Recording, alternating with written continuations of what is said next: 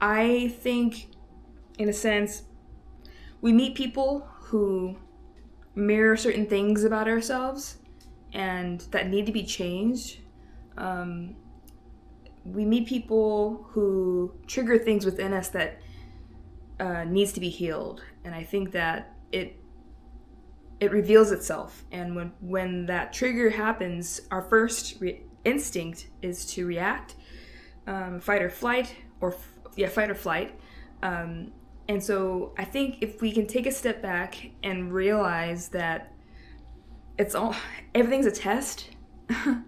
If we think that there are certain, if we look at life as a test, and not take things personal, I think that's the main important lesson. Because, I mean, I used to think there was such thing as bad people, but now I just think that people have different ways of getting their needs met, and a lot of the times when people do things that hurt us or doesn't align with our values, we're so quick to label them as bad people. But what if those those bad people, are a catalyst for us to heal unhealed trauma within us? You know, what if, because if we weren't, because otherwise we would be able to just take what they say and just let it roll off our back, you know? A lot of times we subconsciously, deep down, believe that what people say is true, and so we get offended, we get upset, we're hurt. I think when we realize that it's not about us and it's about them projecting onto us, that's an important thing, and it helps us to get through it and to not take offense as much. But it's all an opportunity to really look deep down and like think about what that person did to you or said to you, and is it true? Like, do I really believe what they said is true? Do I really deserve the treatment?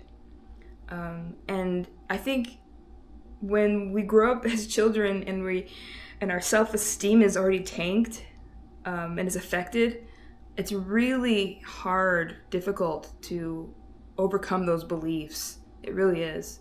We have to really change our mindset, I believe. You know how narcissistic people will attract empaths and vice versa? Honestly, that dynamic is very interesting, I think, because empaths, I think, attracted narcissists because there's something within the empaths that there's something that needs to be healed, I believe, because when an empath gets in a relationship with a narcissistic person, they either have two outcomes. Either they fall into their trap and they are totally submissive to the narcissist, or they wake up and realize, this is not in every case scenario, but this is an example, or eventually they get tired of that treatment and they wake up and like, okay, something's not right. Something isn't right, and then a light switch turns on. They have to reevaluate their own beliefs about themselves, what this person is doing to me, what is happening, and it's really, really takes a lot of inner work to work through that. At the end of the day, you know, narcissistic people are just trying to get their needs met in the way that they know how. But it's really important to just sit with yourself and be aware of your behavior and other people's behavior.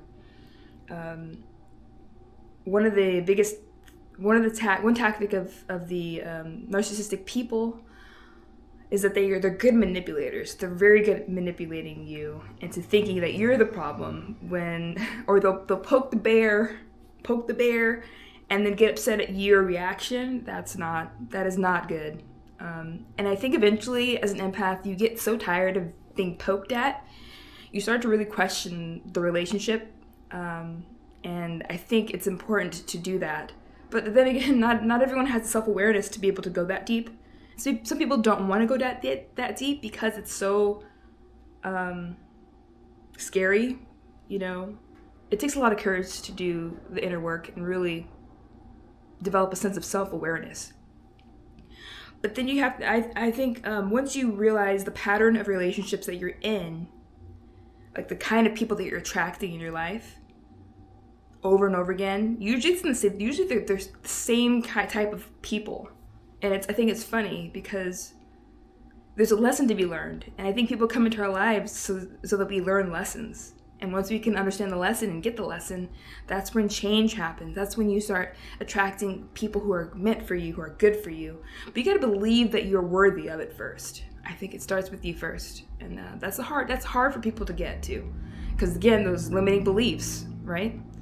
But yeah, that was just on my mind the other day. I was just thinking about that. Like, why do people make us mad so much? It's really not about us. But sometimes, there's just those moments where you're just like, you just want to fight back. But no, be the bigger person, walk away, and realize it's not about you. There's something that you need to address within yourself and move on. Learn the lesson and move on. It's the people who don't learn the lesson, don't want to know the lesson, don't even want to know what it is that needs to be fixed. Those are the people who live in grief all the time, who are just like out of their mind, like victim all the time. And I think it's time to take responsibility for your own healing. I say that all the time because it's so true. It's so true. But yeah, all right. Have a fantastic day, and don't let anybody piss you off. If they do, let it roll down your back like a bead of sweat. All right, till next time. Bye.